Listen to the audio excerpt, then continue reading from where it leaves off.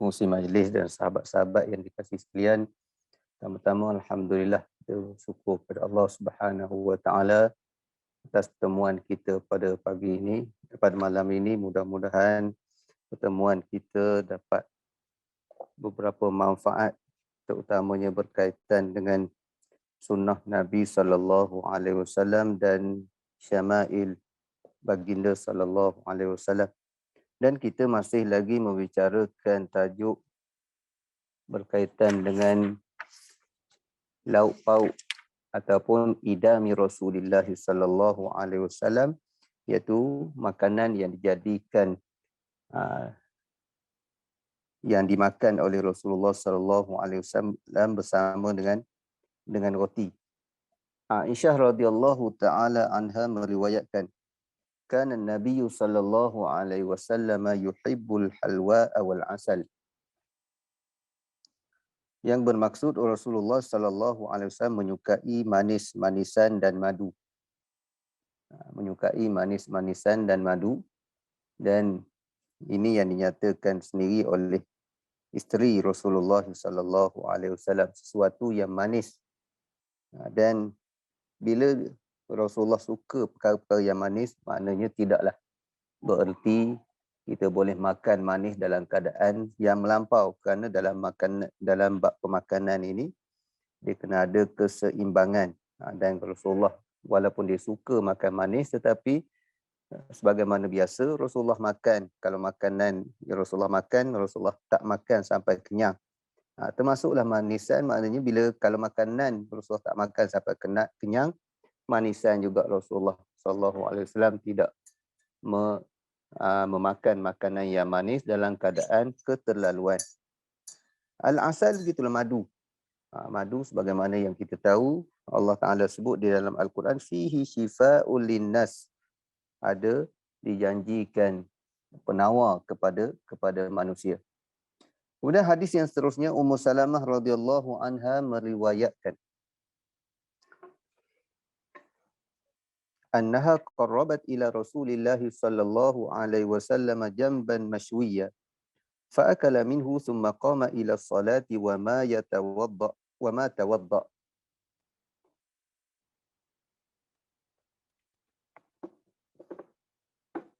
Bahawa Rasulullah sallallahu alaihi wasallam, Ummu Salamah menghidangkan potongan daging kambing yang dibakar, daging panggang, daging bakar kepada Rasulullah sallallahu alaihi wasallam.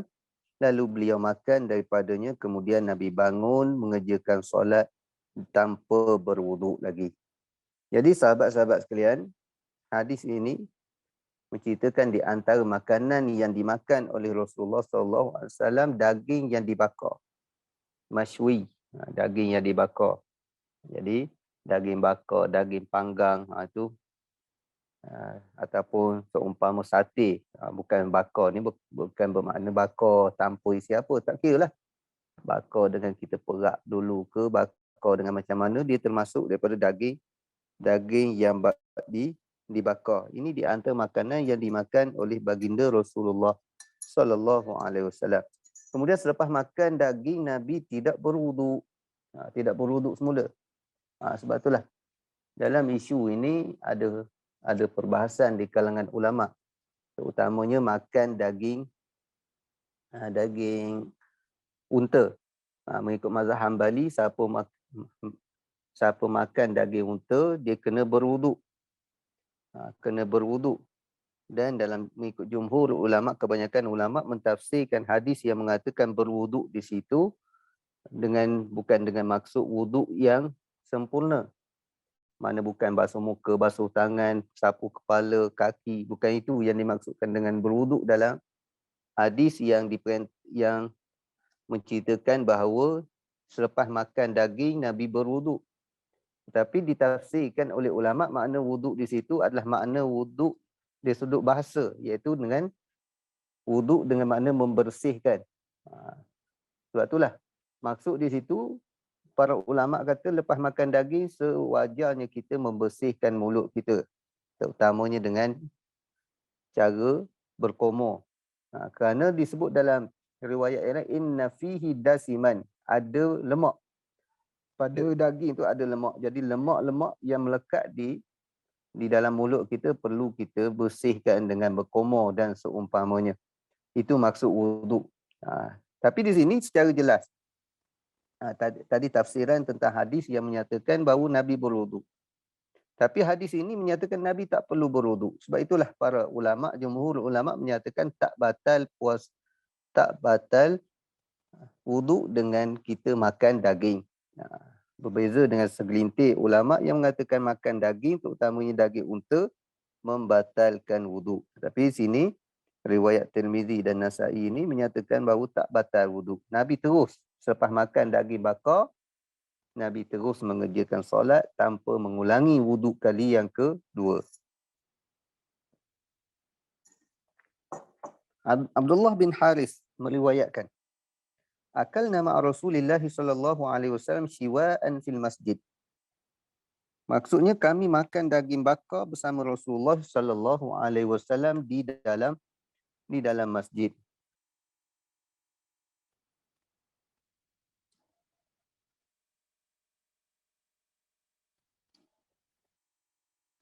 Kami makan daging bakar bersama Rasulullah sallallahu alaihi wasallam di dalam masjid. Hadis ini menunjukkan juga kepada kita bahawa antara perkara yang dibenarkan kita lakukan iaitu makan dalam masjid.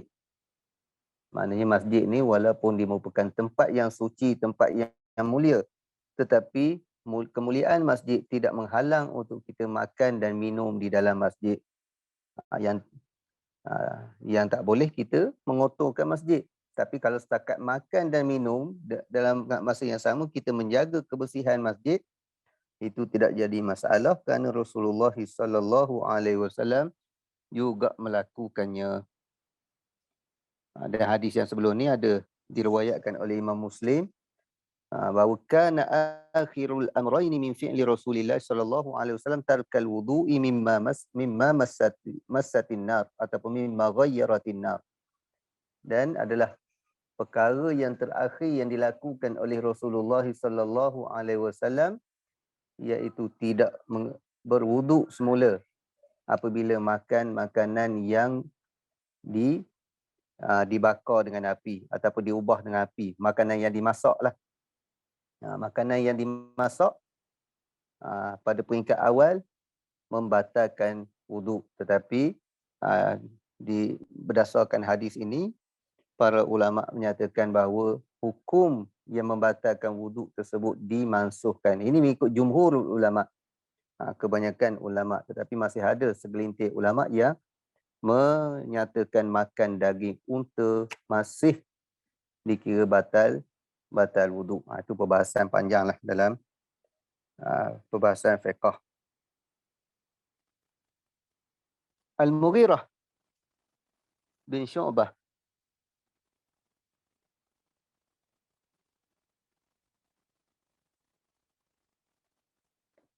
radhiyallahu anhu meriwayatkan, "Dhiftu ma'a Rasulillah sallallahu alaihi wasallam dhata lailatin fa utiya bi janbin mashwiyin thumma akhadha asy-syafrata fa ja'ala yahuzzu fa hazza li biha minhu.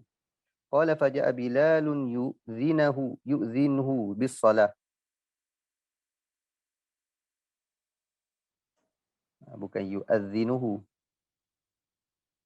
Yu'dhinuhu lis-shalah. Maknanya mengiklankan, memberitahu masuk waktu solat. Fa'alqa syafrata faqala ma lahu taribat yadahu. Qala wa kana syaribuhu qad wafa.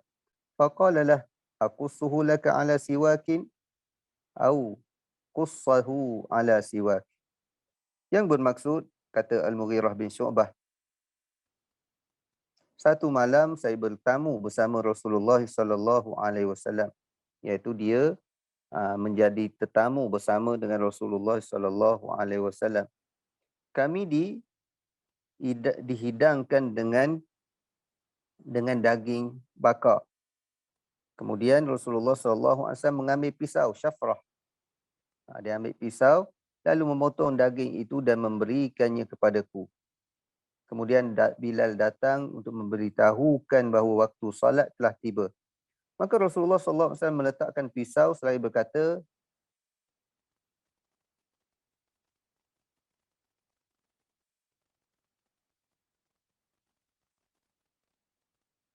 kenapa dia itu?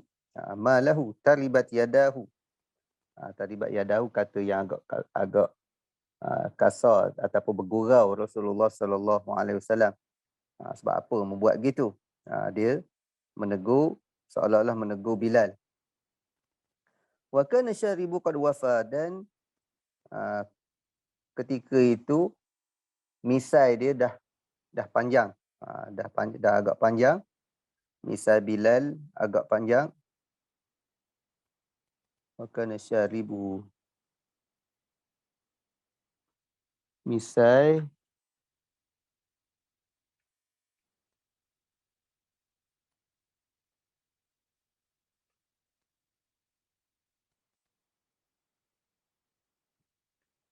di sini dalam syarah hadis ni ada disebut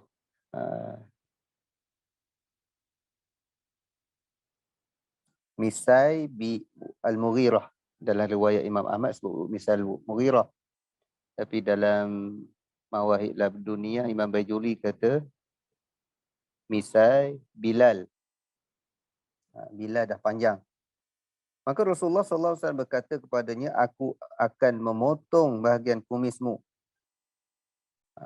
Ala siwak. Maknanya yang lebih daripada batang sugi, batang kayu sugi. Atau Rasulullah menyatakan qussahu ala siwak, potong dia yang melebihi batang kayu sugi. Jadi dalam hadis ini ada beberapa faedah. Yang pertama, Rasulullah SAW dia makan daging yang dihidang, daging bakar yang dihidangkan oleh sahabatnya. Dan juga Rasulullah dia suka untuk mendahulukan orang lain dalam bab makan. Sebagaimana Rasulullah bagi kepada Mughirah dahulu sebelum baginda makan. Dan penggunaan pisau ketika makan daging bakar, bagaimana Rasulullah guna. Itu tak ada masalah. Maknanya guna pisau, apa-apa alat yang membantu kita makan sebenarnya tak ada masalah. Sudu ke, pisau ke, ataupun chopstick ke, tu tak jadi masalah. Nabi potong dengan pisau, dan bila mengiklankan untuk solat. Dan mengiklankan untuk solat di sini ada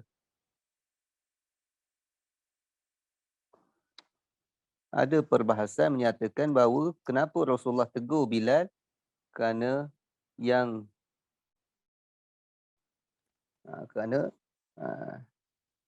bagi seorang Bilal, bagi seorang tukar azan nak mengiklankan, nak ajak orang semayang, dia kena dapat keizinan daripada imam dulu. Imam tengah makan, awak nak sibuk nak ajak orang semayang, nak qomat dah. Jadi itu ditegur oleh Rasulullah sallallahu alaihi wasallam. Dan ketika tu Bilal,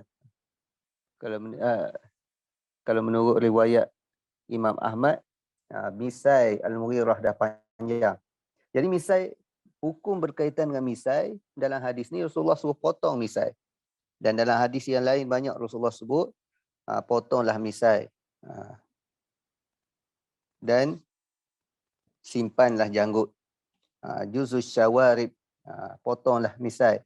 Wa'aful liha, dan lepaskanlah lihyah ataupun janggut seseorang. Jadi hukum menaruh misai, para ulama menyatakan bahawa makruh.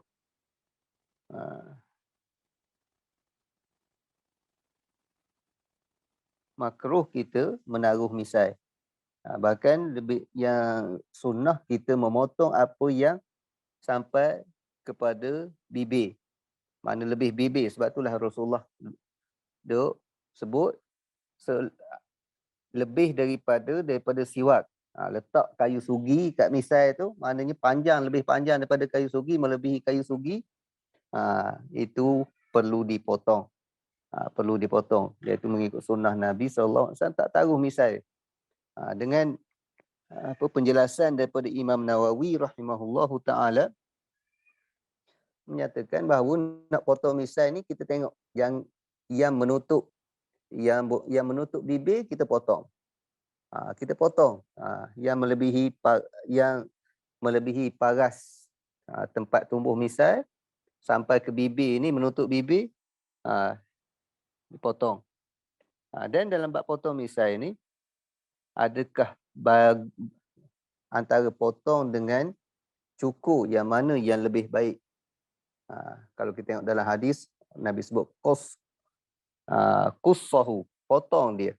Dan dalam yang lain juzu juga mana potong, bukannya ihliku, bukannya cukur. Jadi di sini kebanyakan ulama menyatakan afdal dan yang terbaik kita gunting, kita potong misai, bukannya kita cukur misai. Itulah yang paling baik. Dan dalam hadis ni juga menunjukkan bahawa Nabi juga mencadangkan ataupun menyarankan agar kita berada dalam keadaan kehandsoman kita sentiasa dipelihara. Sebab orang yang tak teruruh janggut, tak teruruh misai, tak teruruh rambut, itu mungkin menggambarkan memberi gambaran buruk terhadap orang Islam itu sendiri. Orang tengok guana orang Islam pakai selekeh ataupun berkeadaan macam tak terurus. Sebab tu nak menguruskan seseorang, nak menjaga kehandsoman seorang, di antaranya dengan potong misai. Potong misai. Dan potong tadi kita dah sebut bahagian yang menutup mulut ataupun yang sampai ke menutup bahagian atas bibir. Tetapi bahagian lebih ni, hujung ni, macam orang Melayu, setengah orang Melayu kita simpan panjang bahagian hujung ni, lebih daripada dia tidak menutup bibir, sama ada dia turun ke bawah ke ataupun misai berpusing ke atas ke. Yang tu yang disebut oleh Syekh Qasim Nuri, dia kata dalam isu ni tidak jadi masalah kita menyimpannya. Dan itu yang dilakukan oleh Sayyidina Umar. Wa fa'ala dzalika Umar wa ghairuh. Sayyidina Umar dia simpan misai ni. Kalau kata misai orang yang garang tu, nampak ujung misai tu naik ke atas. Itu tak jadi masalah hujung ni. Yang Nabi suruh potong yang menutup bibir. Itu yang sunnahnya. Kalau lebih daripada tu, nak turun ke bawah ke nak naik ke atas tu misai berpusing ke atas, itu tak jadi masalah. Wala ba'sa bitaksiri, dan nak potong pun tak ada masalah.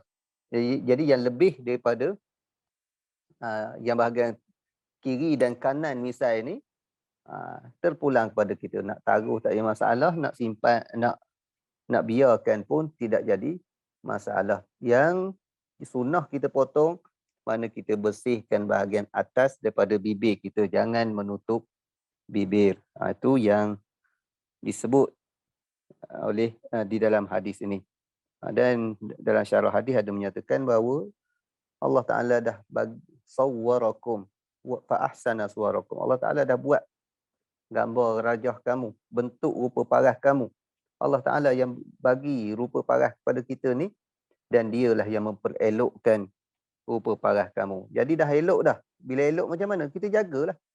Jangan kita tak uruskan misai, uruskan janggut. Abu Hurairah radhiyallahu anhu, tadi Al-Mughirah bin Syu'bah, seorang yang terlibat dengan peperangan Bai'atul Ridwan dan beberapa peperangan yang lain. Dia memeluk Islam agak lewat pada peperangan Khandaq. Abu Hurairah radhiyallahu anhu meriwayatkan, utiyan nabiyyu bilahmin farufi'a ilaihi dhira'u wa kanat tu'jibuhu fanahisha minha. Maksudnya Rasulullah sallallahu alaihi wasallam pernah dihidangkan daging bahagian betih daging kambing, iaitu daging kambing itu diberikan kepada beliau, diangkat bagi. Dan Nabi sallallahu alaihi wasallam menyukainya. Suka bahagian betih kambing, kaki kambing. maka beliau pun menggigit daging itu. Mana pegang dengan tulang-tulang, Nabi gigit. Itu yang dilakukan oleh Rasulullah sallallahu alaihi wasallam. Ini menunjukkan bahawa makan daging, kita angkat tulang itu tidaklah dinamakan kita menyalahi adab. Tidaklah menyalahi adab lagi. Kerana Rasulullah buat. Mana bukan mesti tulang tu kita potong, kita ambil daging satu-satu, dah daging yang telah dibersihkan daripada tulang, daging yang telah diambil daripada tulang baru kita letak ke mulut. Tidak semestinya begitu. Kita angkat dengan tulang-tulang ke mulut pun tidak jadi masalah. Sebab itulah Nabi fanahisha minha, Nabi gigit. Gigit daging. Bila sebut digigit daging, maknanya untuk memisahkan daging daripada tulang. Yang tadi, Nabi potong dengan pisau. Nabi potong dengan pisau untuk nak memisahkan daging dengan tulang. Sini pula Nabi angkat gigit terus dengan gigi. Jadi kedua-duanya tidak menyalahi adab. Boleh dilakukan salah satu daripada keduanya. Nak buat tak jadi masalah. Orang yang angkat tulang maknanya tidak lagi dikira menyalahi adab ketika makan.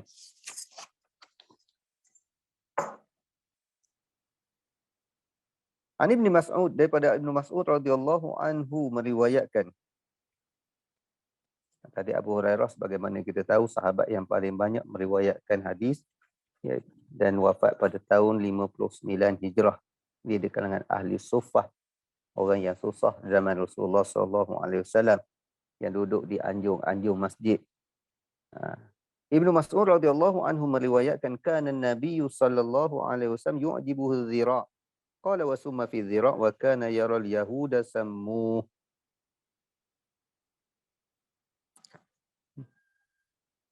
Maksudnya Rasulullah sallallahu alaihi wasallam sangat suka makan bahagian kaki daging. Bahagian kaki itu pula pernah digunakan untuk meracuni beliau. Tetapi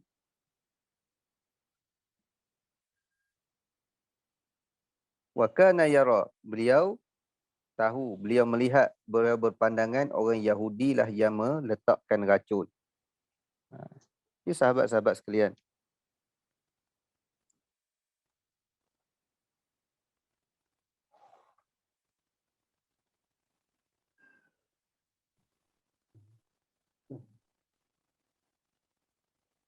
Dalam isu ini, bagaimana Yahudi dia ambil kesempatan untuk menyakitkan tubuh badan Rasulullah sallallahu alaihi wasallam, bahkan usaha mereka untuk membunuh baginda sallallahu alaihi wasallam. Dia ambil kesempatan dengan Nabi minat sesuatu makanan. Nabi minat daging, bahagian kaki kambing Nabi minat. Jadi dia ambil bahagian kaki tersebut, diletakkan racun sebelum dihidangkan kepada Rasulullah sallallahu alaihi wasallam.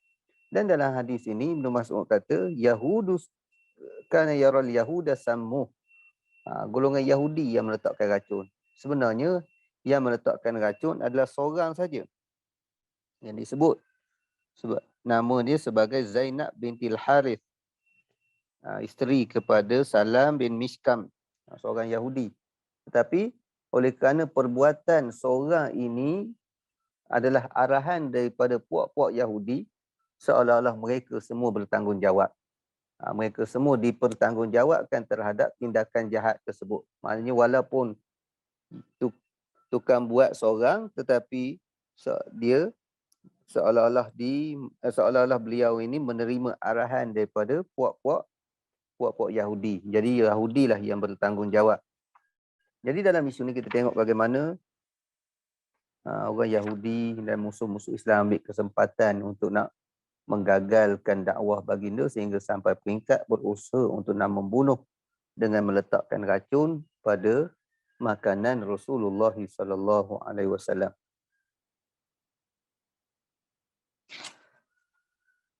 Ibnu Mas'ud di antara sahabat as-sabiqun al-awwalun, orang-orang yang awal memeluk Islam. Dia pernah berhijrah ke Habasyah, kemudian dari Habasyah berhijrah ke Madinah, wafat pada tahun 33 Hijrah di Madinah ketika berusia berusia 63 tahun. Ini di antara sahabat yang berusia sama dengan Rasulullah sallallahu alaihi wasallam, 63 tahun.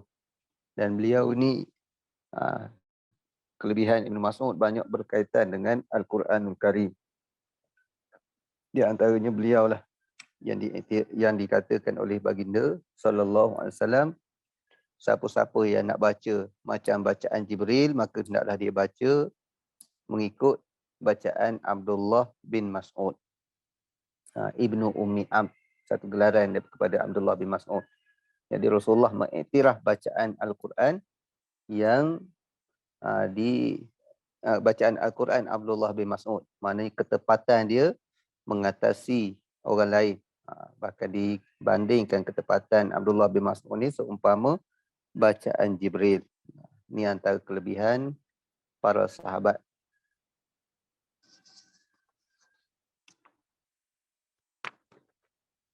Abu Ubaid meriwayatkan,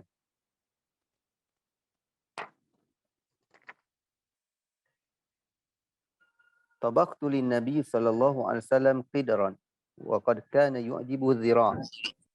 Fanawaltuhu dhira'. Thumma qala nawilni dhira', fanawaltuhu thumma qala nawilni dhira', faqultu ya Rasulullah wa kam lisyati min dhira'? Faqala walladhi nafsi biyadihi law sakatta lanawaltani dhira'a ma da'awtu.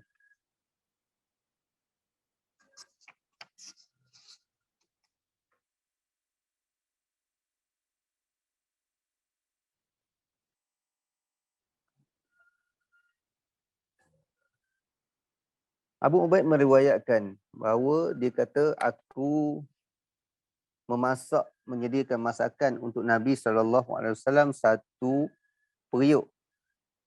Dan Nabi suka makan kaki kambing. Lalu aku bagi kepada Nabi kaki kambing. Kemudian Nabi minta, nawilni dhira'. Nabi minta, bagikan kepada aku kaki lagi. Aku bagi lagi. Kemudian Nabi minta lagi, bagi ke kaki. Aku kata, wahai Rasulullah sallallahu alaihi wasallam, kambing ada berapa sangat kaki? Ada berapa je kaki? Jadi Nabi lepas minta, lepas minta kaki kambing. Jadi kambing ada berapa je kaki, wahai Rasulullah? Lepas minta ni. Dia tanya Nabi. Sebab dia tahu. Semua orang tahu kambing ada 4 kaki. Jadi minta lebih.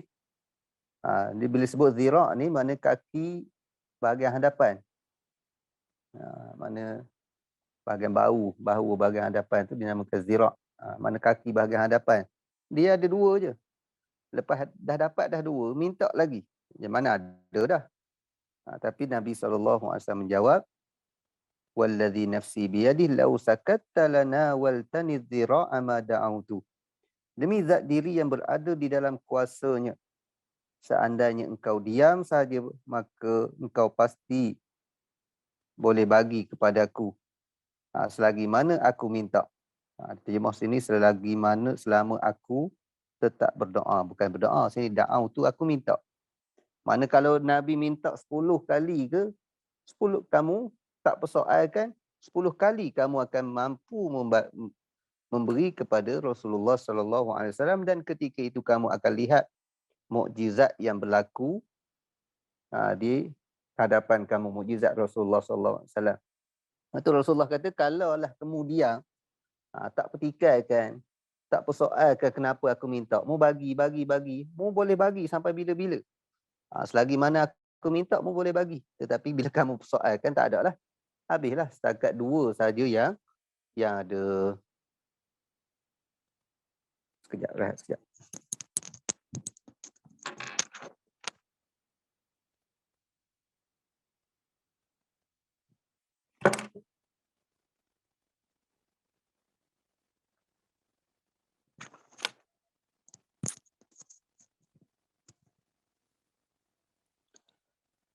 Kemudian dalam hadis ni ada perkataan mutasyabihat.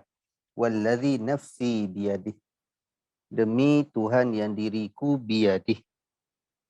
Dalam isu ni, ulama ahli sunnah wal jamaah mempunyai 2 mazhab dalam isu ayat mutasyabihat. Yad dalam bahasa Arab makna yang biasa digunakan adalah tangan. Yad biasa digunakan dengan makna tangan. Oleh kerana Allah Ta'ala ni laisa kamithlihi syai'. Allah Ta'ala tidak menyerupai sesuatu. Jadi ulama-ulama ahli sunnah dia ada dua mazhab. Mazhab yang pertama tafwid, dia serahkan kepada Allah Ta'ala. Serah tafwid ni, sahabat-sahabat sekalian, serah sebulat-bulatnya. Demi Tuhan yang nafsi biyadih.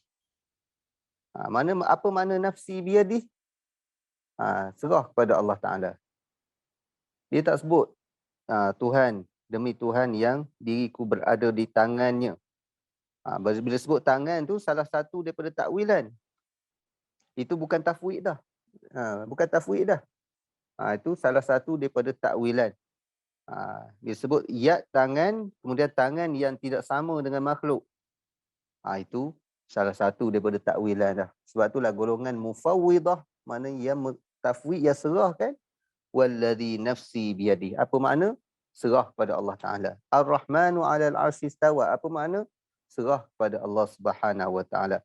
Allah Ta'ala tuntut kita beriman bahawa itu ayat mutasyabihat, ayat datang daripada Allah Ta'ala, tetapi maknanya amanna bih. Kita sekadar beriman. Allah Ta'ala turunkan untuk kita beriman semata-mata, bukan untuk kita mengkaji. Ini pandangan yang pertama. Pandangan yang pertama ini ramai di kalangan salaf, ulama-ulama yang awal mereka berpegang dengan begini. Tapi ada pandangan yang kedua, pandangan khalaf, mereka mentakwilkan dengan makna yang sesuai. Yad dengan makna kuasa, demi Tuhan yang diriku berada di bawah kuasanya. Itu takwilan golongan khalaf. Dan kataan yad dengan makna kuasa memang ada dalam bahasa. Dalam syair-syair Arab dahulu, sebelum datangnya Islam, ada dah. Qad istawa bishrun alal iraqi min ghairi sayfin wadamin. Itu makna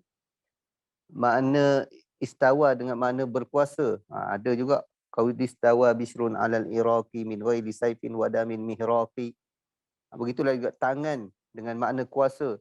Banyak penggunaan Arab juga dengan makna sedemikian rupa, kerana dalam Arab ni ada hakikat, ada majaz. Dan kaedah dalam bahasa Arab, bila kita tak boleh nak faham dengan makna hakikat, boleh kita terjemahkan dia, boleh kita tafsirkan dia dengan makna majaz. Makna majaz, makna kedua. Tak mungkin, tak boleh kita nak tafsirkan yad dengan makna tangan seumpama tangan makhluk, kerana Allah Ta'ala tak sama dengan makhluk. Bila begitu, golongan khalaf, mereka mentafsirkan yad dengan makna kuasa. Mentafsirkan ain dengan makna pengetahuan Allah Ta'ala. Tafsir istawa dengan makna Allah Ta'ala berkuasa. Berkuasa. Begitulah penafsiran ayat-ayat mutasyabihat, takwilan ayat-ayat mutasyabihat di kalangan ulama khalaf, di kalangan ahli sunnah wal jamaah. Kedua-dua ni ahli sunnah belaka. Cuma yang tak bolehnya takwilan yang tak bolehnya kita mentashbihkan Allah Ta'ala dengan sesuatu ataupun mentajsimkan Allah Ta'ala. Menyamakan Allah Ta'ala dengan sesuatu, mentajsimkan, mendakwa Allah Ta'ala ada tangan seumpama tangan mana-mana makhluk. Yang tu memang jelas tajsim. Tajsim. Mendakwa Allah Ta'ala ada tubuh seumpama tubuh mana-mana makhluk. Itu jelas tajsim. Tapi kalau setakat terjemah, demi Tuhan yang diriku berada di tangannya, itu tak jadi tajsim lagi. Tak jadi mujassimah lagi. Zaman sekarang ni terlalu mudah orang menuduh mujassimah. Semata-mata terjemah begitu pun tuduh mujassimah dah. Kalau dari sudut terjemahan, nak terjemah macam mana lagi?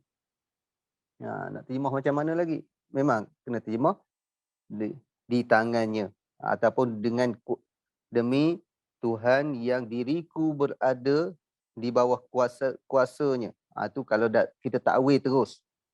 Tapi kalau kita terjemah dengan berada di tangannya, mana kita kena tafsir pula lepas pada tu. Apa maksud tangan di sini, iaitu tangan di sini kita serahkan maksudnya kepada Allah Ta'ala, kalau mengikut aliran tafwid tadi. Kalau mengikut aliran yang kedua, kita terjemah terus dengan kuasa. Jadi kedua-dua tu diterima. Jangan tasbih. Jangan tasbih, jangan tajsim.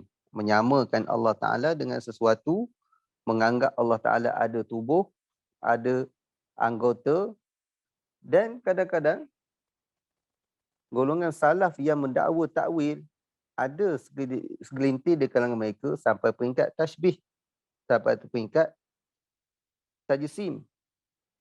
Mereka mendakwa Allah Ta'ala dengan dakwaan-dakwaan yang tidak sepatutnya. Mereka tafsir dengan tafsiran yang nampak macam zahir sangat, perkara yang tidak boleh dinisbahkan kepada Allah Subhanahu Wa Ta'ala. Dan aliran yang kedua yang sesat, ta'til, tolak terus nas. Oleh kerana nas ini zahirnya bercanggah dengan Allah zahirnya mengisbatkan jisim bagi Allah Ta'ala, mengisbatkan anggota bagi Allah Ta'ala. Jadi ada aliran yang kata kita tolak teruslah ayat yang seumpama ni. Ini dinamakan mu'attilah, golongan ahlu ta'til yang menolak terus ayat-ayat mutasyabihat. Ini juga golongan yang menyeleweng. Menyeleweng sama ada tolak terus ayat yang seumpama ni ataupun mendakwa zahir ayat ni. Itulah maksudnya. Zahir perkataan ayat tangan, maknanya Allah Ta'ala ada tangan macam makhluk yang lain. Itu juga mujassimah yang sesat. Dua aliran ni sesat, dan dua aliran ahli sunnah iaitu tafwid, serah makna dia bulat-bulat pada Allah Ta'ala, dan yang kedua ta'wil. Apa yang menarik, Imam Al-Khattabi rahimahullahu ta'ala, dia berada di dua zaman, zaman salaf dan zaman khalaf, dan beliau berpendapat pada peringkat awal berpegang dengan pendapat mazhab ta'wil, mazhab tafwid, serah makna pada Allah Ta'ala. Tetapi di kemudian beliau berpegang dengan mazhab ta'wil kerana untuk nak beri kefahaman kepada masyarakat dan masyarakat selamat daripada menganggap Allah Ta'ala itu berjisim, lebih selamat dengan mazhab ta'wil. Demi Tuhan yang diriku berada di bawah kuasanya. Jadi jelas terus. Tak perlulah nak tak timbul sebarang kekeliruan dah. Takwil terus. Itu pendekatan para alim ulama untuk nak menyelamatkan manusia daripada khayalan-khayalan yang tak betul terhadap Allah Subhanahu Wa Ta'ala. Cuma zaman sekarang ni, dalam isu ni payah nak murni. Masing-masing duk tuduh dengan menggunakan istilah masing-masing. Salafi duk tuduh ke golongan Asy'ariyah Maturidiyah, macam-macam diberi gelaran kepada ahli golongan Asy'ariyah dan Maturidiyah yang mentakwilkan ayat-ayat sifat ni. Dan di samping itu ada juga pelampau-pelampau di kalangan Asy'ariyah tolak terus pandangan-pandangan salafi yang sebenarnya tidak sampai tahap mujassimah lagi. Sebab itulah jangan terlalu mudah nak tuduh orang mujassimah, dan jangan terlalu mudah nak tuduh orang sebagai ahli sesat, ahli bid'ah. Kalau kita tengok benda ni bertembur ni bukan setakat di tempat kita. Di dunia Islam memang kuat tembungan dalam isu-isu yang seumpama ni. Arab lagi teruk pada kita, duk balah dalam bab ni. Tapi kadang-kadang bila duduk depan nampak macam baik belakang, mereka menghina di antara satu sama lain. Bukan apa, kadang-kadang perbahasan duk dakwa perbahasan ilmiah konon-kononnya, tetapi di sebalik perbahasan ilmiah mereka tidak ada keikhlasan untuk mencari kebenaran, tetapi masing-masing duk menyerang di antara satu sama lain. Bahkan kalau ada perkara-perkara yang benar yang timbul, yang dikeluarkan oleh orang yang tidak sealiran, mereka cuba tutup setutup-tutupnya. Mudah cerita kalau kita tengok pertembungan di dalam negara kita ni, dalam isu yang isu apa sekalipun berkaitan dengan salafi dan bukan salafi, kalau ada wacana ataupun ada perbincangan apa-apa sekalipun, tengok grup salafi dia tak akan puji, tak akan mengakui kebenaran yang disebut oleh yang bukan salafi. Ini realiti. Tengok page-page salafi, dia tak akan akui. Walaupun benda yang jelas dia salah, dia tak akan mengaku salah. Tak akan berterima kasih kepada ahli panel ni kerana membetulkan kesilapan pihak kami. Tak ada. Tapi dia kesilapan pihak lawan, yang tu dia semakin dedah. Kalau begini, dia bukan nak cari kebenaran. Nak cari jurang perbalahan lagi. Baik tak payah buat wacana. Apa-apa wacana semakin hari semakin parah. Itu lebih baik tak payah buat. Asal benda kecil tapi bila ta'assub seolah-olah pihak masing-masing ada dah jadi ada tim, dia akan pertahankan tim dia. Tim dia silap, ibarat dia tak akan mengakui kesilapan. Kadang-kadang kita tengok lebih baik pemain bola lagi. Dia kalah 5-0, 5-2, dia akui, dia kena. Dia tersilap melepaskan 2 gol. Dia begitulah juga pihak lawan. Walaupun pihak lawan yang kalah, dia tahu banyak kelemahan-kelemahan di pihak dia. Bab bola kadang-kadang lebih baik setengah-setengah.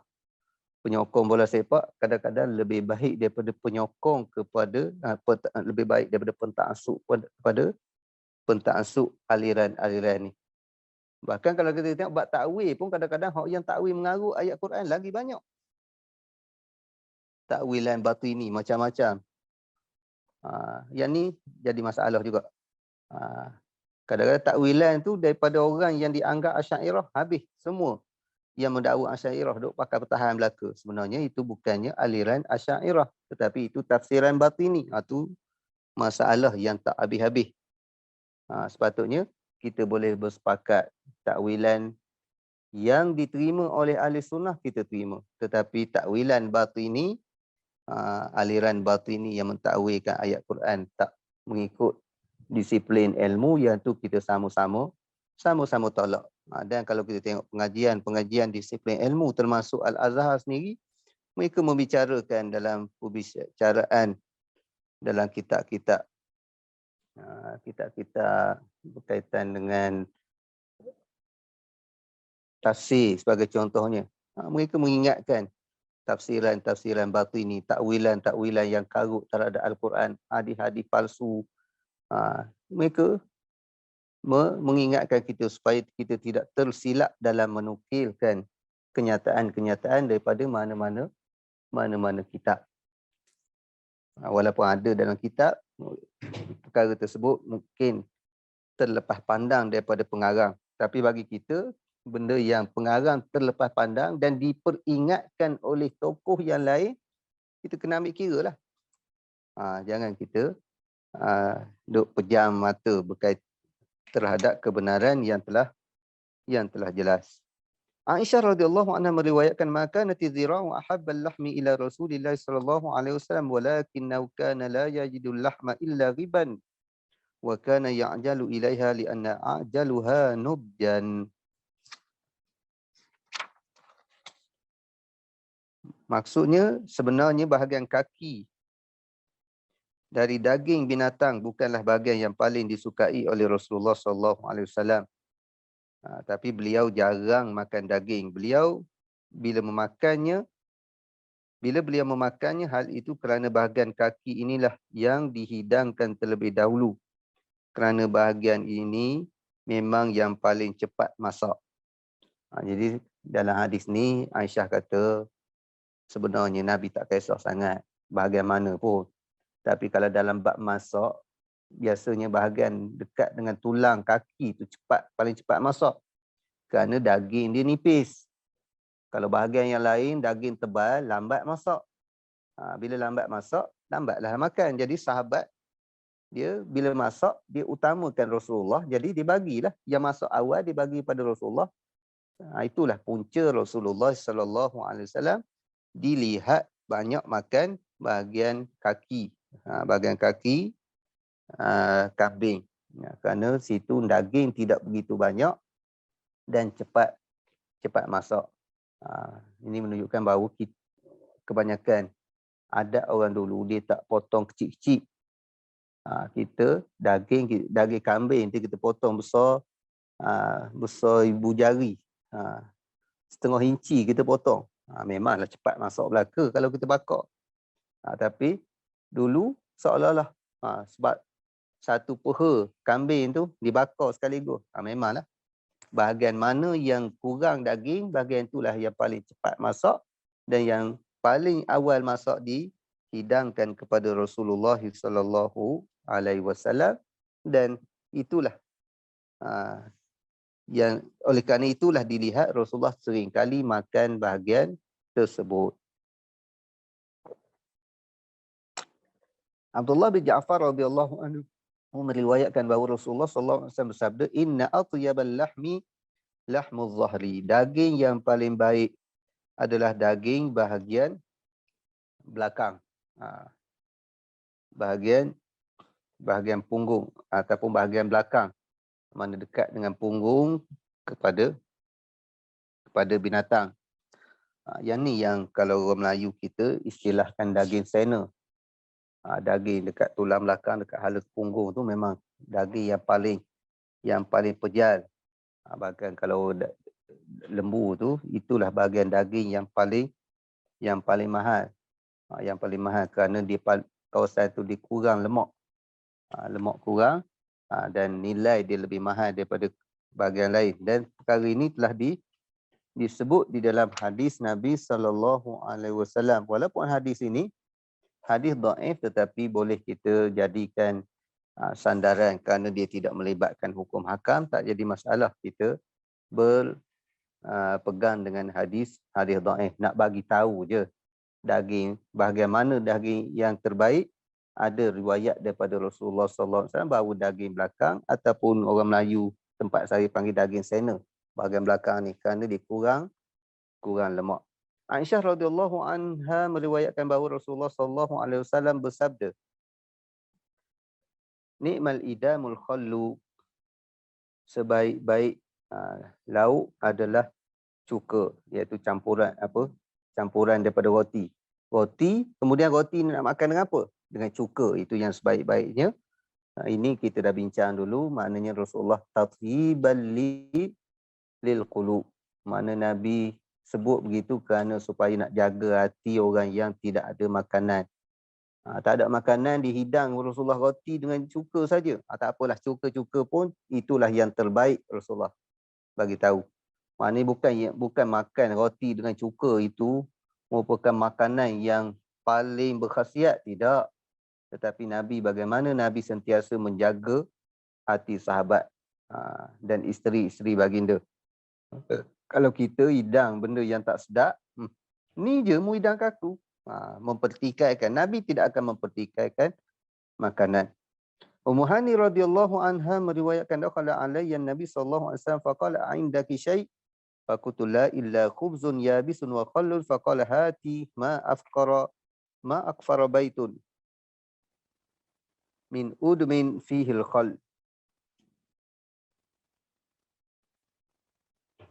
Maksudnya suatu hari Rasulullah sallallahu alaihi wasallam datang kepadaku dan berkata,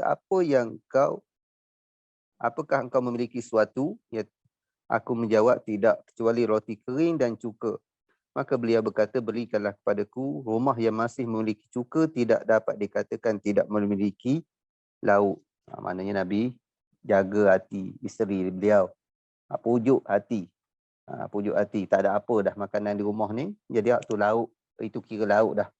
Jadi bagaimana Nabi mendidik hati isteri agar menghargai nikmat yang Allah Ta'ala bagi. Kecil macam mana nikmat, walaupun nampak macam tidak ada lauk, tetapi itulah nikmat yang masih Allah Ta'ala bagi. Ini tarbiyah Nabi kepada isteri beliau, bukan hanya nak jaga hati, tapi tarbiyah baginda. Kemudian hadis yang seterusnya tentang kelebihan Aisyah. Ini kita sambung pada masa-masa yang akan datang. Wallahu a'lam. Ustaz nak tanya. Alhamdulillah, jazakallah khair. Jadi Nak tanya Ustaz. buka lah pada soalan. Boleh dengar ke? Boleh. Ustaz, yang bahagian kaki ni dia lamb shank ke Ustaz? Lem lah bahagian apa? Kaki hadapan tu. Dengar ke? Kambing dia ada 4 kaki. Kambing dia ada 4 kaki. Bahagian kaki bahagian hadapan shank tu 2 kan, tu. yang biasa. Tapi bukan bahagian Baik. tapak tu. Bahagian betis hadapan tu. Baik, insyaAllah. Okey. Okey, ada lagi ke soalan?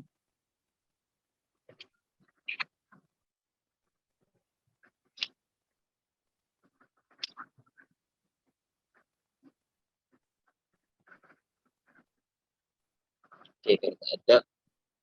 Jadi, insyaAllah terima kasih kepada semua yang hadir pada hari ini.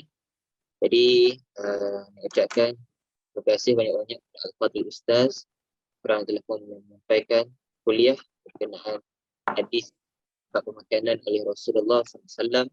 Semoga kuliah ini bermanfaat dan dapat disampaikan kepada orang lain, sampaikan kepada semua yang tidak ada pada hari ini, insya-Allah. Moga-moga kita semua dapat menghidupkan sunnah Nabi sallallahu alaihi wasallam dalam kehidupan seharian kita, insya-Allah. Dan kita tutup dulu majlis kita dengan tasbih kafarah dan surah Al-Asr. Subhanallahumma wa bihamdika asyhadu an la ilaha illa anta astaghfiruka wa atubu ilaik. إلى الذين آمنوا وعملوا الصالحات وتواصوا بالحق وتواصوا صدق الله. السلام عليكم ورحمة الله تعالى وبركاته. Waalaikumsalam warahmatullahi wabarakatuh. Terima kasih.